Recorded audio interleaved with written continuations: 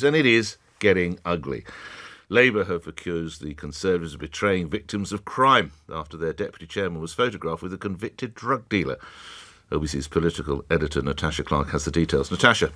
Good morning, Nick. Yes, like you just said, the deputy chairman of the Conservative Party has been caught out. He's been photographed with a convicted drug dealer. Jonathan Gullis was seen and photographed at several events with a man called Yasser Hussain, who was convicted for dealing heroin in 2006. He got an 8-year prison sentence. Included in those pictures was him celebrating with him when he won his seat in the 2019 election. But at the time, cops had seized more than 4 kilograms of heroin with an estimated street value of £400,000. Several others were jailed alongside him in this drugs raid. Mr Gullis once had described drug dealers as scroats and savages. So Labour have really jumped on this one. They've accused him of betraying the victims of crime. They want an apology from him. Annalise Dodds of Labour has written to Richard Holden, the party chairman. But Mr Holden told LBC last night that the Red Wall MP was just doing visits in his local area and implied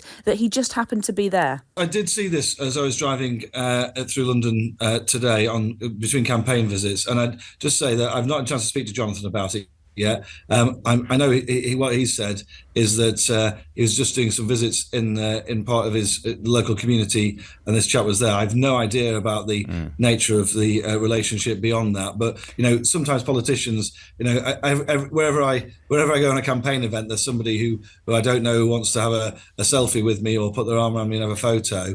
So I don't know the exact nature of it, but I'm sure Jonathan, in the way he is pretty forthright, and is certainly not somebody who would ever condone illegal drug use or somebody, drug dealing or anything like that. Do you know, Richard, I think that's right. And anyone can be photographed by accident next to somebody they don't know who turns out to be a wrong un. But these are photographs several months apart. He is one of your deputies as deputy chair of the party, and I assume again that you'll be talking seriously to him.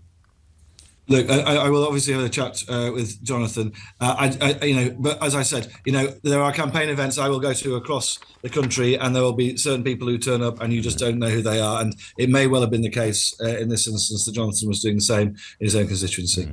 A spokesperson for Mr Gullis said that he met the man through local meetings with the Muslim community, but it appears that he didn't know exactly all about his past. Now, some will say that this is obviously a long time ago and his conviction is spent, but it is just a reminder, Nick, of how dirty this campaign is going to get between both sides, watching each other closely, slinging mud at the other. There will be a lot of this to come from both parties. Last night, Tory insiders stressed that this man was not a local party member.